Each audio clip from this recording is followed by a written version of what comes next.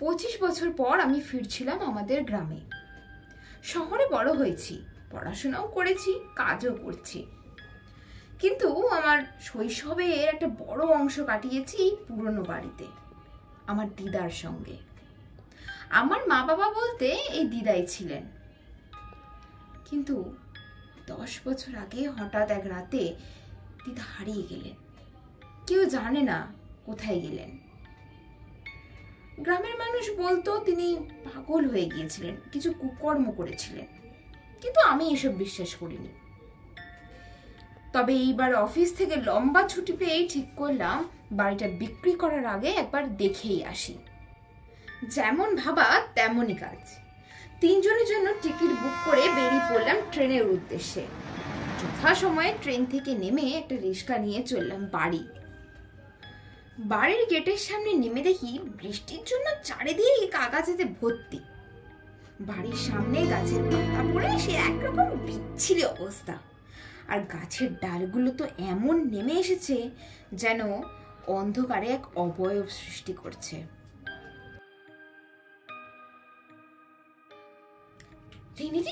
এই বাড়িটাতে কি এমনই একটা যেন, আমার তো কেমন ভয় ভয় করছে।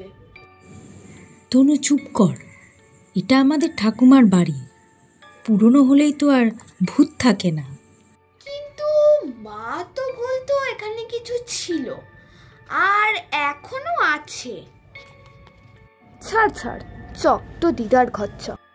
বেশ চল। আমরা 3 জনে গেলাম উপরতলায়, মানে দিদার ঘরে। ঘরে ঢুকতেই তনু বলল,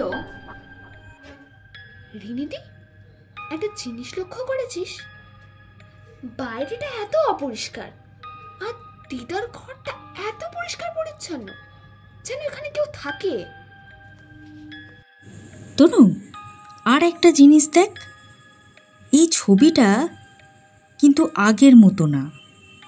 আগেরটাতে দাদুর ছবি ছিল, কিন্তু এখন এটা কে বলতো? হ্যাঁ রিনিদি, ঠিকই বলেছিস। আমারও মনে হয় আমাদের এখান থেকে যাওয়া উচিত। তাহলে যাবি নাকি? উফ, হয়েছে অনেক, চুপ কর তো তোরা এবারে। সন্ধ্যের সময় চা খাচ্ছি বারান্দায় বসে, এমন সময় উপরে দেখি বিরাট জোরে একটা আওয়াজ হলো। উফ, দেখ গাওয়ার কি হলো। আমি যাই, গিয়ে দেখে আসি। কিছুক্ষণ পর, রিনি, তনু এখনো আসছে না কেন বলতো? কে জানে কেন আসছে না এখনো। দিদি, দিদি, তোরা এখন চল এখান থেকে, তোরা এক্ষুনি চল, আমাকে ছাড়বে না। আরে দূর, কে ছাড়বে না? দিদা, দিদা আমায় ছাড়বে না, আমায় মেরে ফেলবে। তনু, এবার কিন্তু বেশি বাড়াবাড়ি করছিস, মজার একটা লিমিট থাকে। অনেক হয়েছে রিনিদি, এবার কিন্তু আমি ভুলে যাব যে তুই আমার দিদি। তনু, ঠাসিয়ে চড় মারবো তোকে একটা। তোরা এবার একটু চুপ করবি প্লিজ। চল চল, আমরা উপরে গিয়ে দেখি, চল। হ্যাঁ চল তো, সব সত্যি সামনে চলে আসবে। আমরা আস্তে আস্তে দিদার ঘরের দিকে এগোলাম। যখন পড়বে না পায়ের চিহ্ন এই বাটে, আমি বাইব না। এই গানটা তো, দেখলি আমার কথা সত্যি কিনা? ঘরের ভিতরে গেলাম। যখন পড়বে না পায়ের চিহ্ন এই বাটে, আমি বাইব না। দেখ দিদি, দেখ দিদা বসে আছে। দেবলি না, দেখ। হ্যাঁ রে, এটা তো দিদাই। দিদা পায়ে হাঁটে, সে হেসে ওঠে রক্তের গন্ধ পেয়ে। সে আমার নয়, তবু আমি তাকে ভালোবাসি। কে কে কে হাঁটে 3 পায়ে? কেন রে, তুই জানিস না? কিন্তু তুমি তো মারা গিয়েছিলে। মৃত্যু তো এক রং মাত্র, লাল নয়, রক্তবর্ণ। তনু দৌড়াচ্ছে, রিনি পিছনে তাকায়। ঘরের সব দেওয়াল রং বদলাচ্ছে, সাদা ধীরে ধীরে রক্তে ভেজা লাল হয়ে উঠছে। রিনি দি, আমার হাত দেখ, কোথা থেকে এলো এই রং? এটা কি হচ্ছে বলতো? আমরা কি আর এই বাড়ি থেকে বেরোতে পারবো না? রিনি দি, সব কি হচ্ছে? তুমি কি চাও? তুমি কি চাওটা কি? কেন কেন রে? তোর প্রাণ ওটাই তো চাই। আমায় ক্ষমা করে দাও, আমায় ছেড়ে দাও, আমায় ছেড়ে দাও, ছেড়ে দাও আমাকে। অত সহজে ছাড়বো বলে তো তোকে ধরিনি। দরজাটা খোলো, আমায় ছেড়ে দাও, আমায় ছেড়ে দাও। তনু আর রেনি কেউই বাড়ি থেকে বেরোতে পারেনি, কারণ ওই বাড়িটা তাদেরকে পিষে মেরেছে। কারণ রক্তবর্ণ একবার ছুলে ছেড়ে যায় না যে।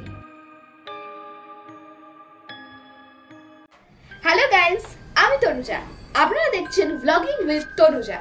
আজকে আবারও আমরা ফিরে এসেছি একটি পুরনো বাড়ির রহস্য উদ্ঘাটন করতে।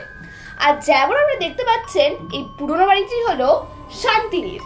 দেখলেই বুঝতে পারবেন এটা কত পুরনো বাড়ি। তো চলুন ভেতরে ঢুকে জিনিসটা আরো ভালো করে উদ্ঘাটন করা যাক। আমি সাথে অ্যাকচুয়ালি সবটাই নিয়ে এসেছি, যেমন চাবিটাও নিয়ে এসেছি, এখান কেটে থেকে আমি চাবিটা নিয়ে নিয়েছি। চলুন তাহলে ঘরটা খুলে ঢোকা যাক।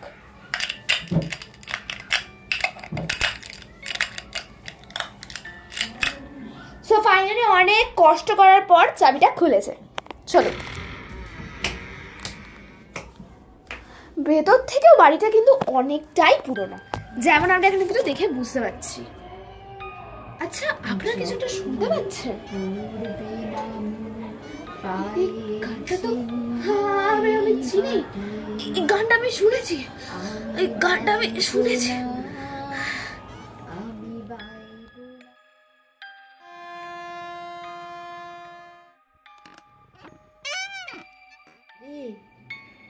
এটা তো দিদাই। কত সহজে ছাড়বো বলে তো তোকে ধরিনি। উফ, আমার মাথাটা ফেটে যাচ্ছে।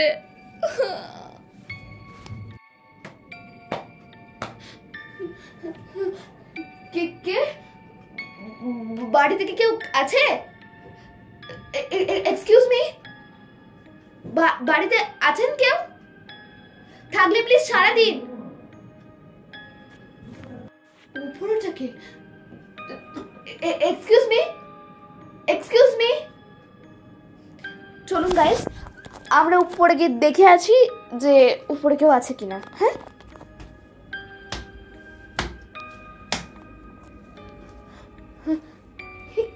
ঘরটা, এই ফটো ফ্রেম, খাট, সবটা আমার কেমন চেনা চেনা লাগছে।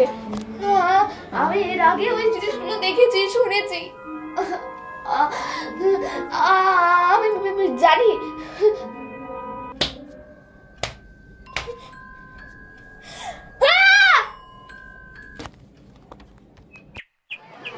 আমরা আবারও চলে এসেছি শান্তিনীর বাড়িতে, যেখানে ঘটে গেছে এক মর্মান্তিক দুর্ঘটনা।